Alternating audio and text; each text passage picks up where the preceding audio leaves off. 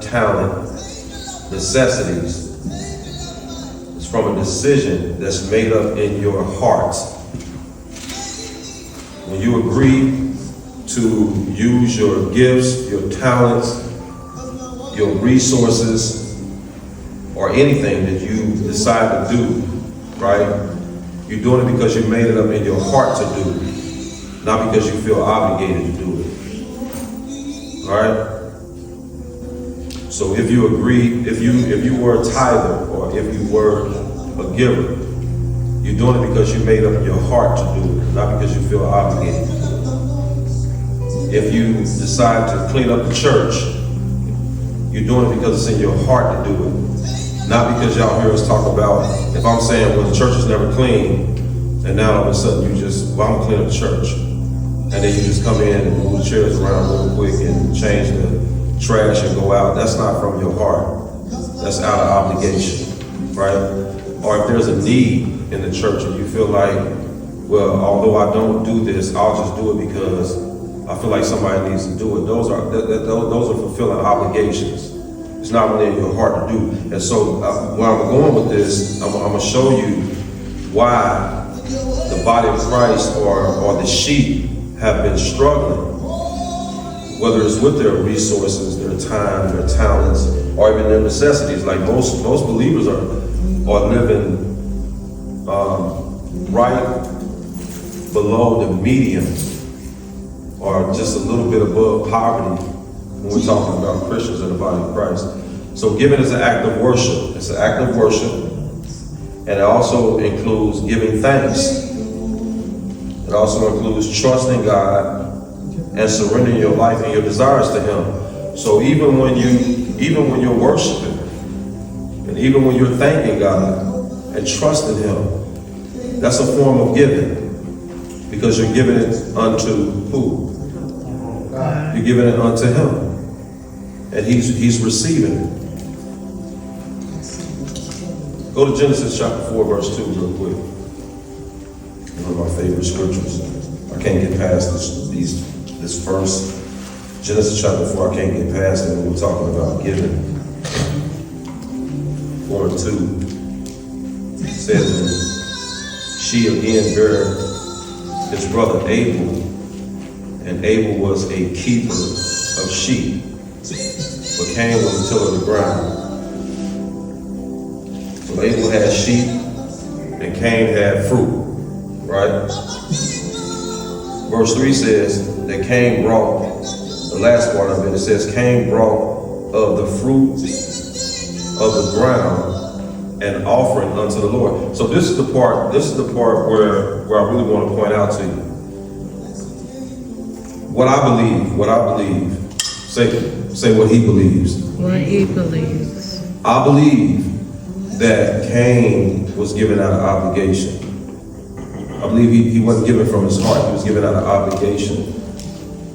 And because he was given out of obligation, sometimes when you give out of obligation, if you, sometimes even when you connect with a friend, I heard somebody say that they were going through some things, but while they're going through some things, they were saying that nobody was there for them, and I was there for everybody else. So sometimes when we do stuff, then we expect other people to do the same things that we do. And I think what happens is it causes you as an individual, it causes you an internal grief. So the same way it is with giving unto the Lord and giving out of obligation, because the way we look at it is if, okay, well, if I do this, then now God is obligated to do that, right? And so when that don't happen, what you feel like he should be doing, then it causes you internal grief, right? Most believers, based off of what I'm seeing, are not or have not tapped into the things that they really desire to have from God. They have not. I just believe that somewhere along the line, the teaching has started that. So when Cain did this offering during his giving, as some of us are today, his heart was not right with God. And although he did give, I believe he picked out what he didn't want and offered it unto the Lord, which made it more of a natural giving than a spiritual giving. And this is what it means to have an unrighteous heart in the eyes of God. So what happened was, even though you have people that are following the program, right? That are following the program.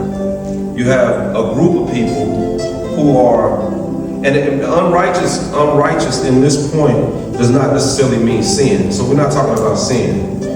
I'm not saying that you are a sinner because of your giving or your lack of understanding of your giving.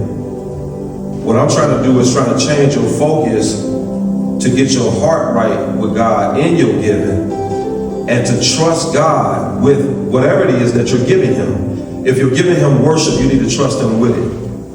If you're giving him thanks, you need to trust him with it. If you're giving him your time, your talent, your gifts, your money, whatever it is that you're giving unto the Lord, you need to be able to trust him with it. But the first thing is that what I'm noticing that, so when you see multiple believers over the course of time, and you look at this Cain experience, you look at this experience, this is exactly what's happening in this generation today. It's the same identical thing. Because he got mad. He was frustrated.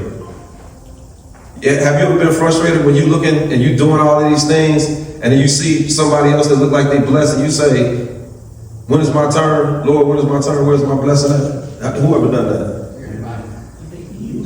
Oh, only 2 or 3 of them.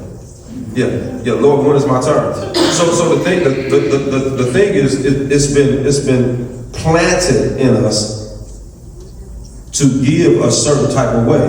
You know how they always say, well, you need to expect this from God, or you need to pray, you need to ask this from God. But what I'm learning, the God that we serve, right? He knows all things. Like he always knows. When you're in his will, when you're in God's will, me personally, this is just me. I don't believe you really have to ask him for anything. I really don't. I don't believe that. I don't believe that. Now this part right here, in 1 John, go to 1 John chapter 3, verse 12.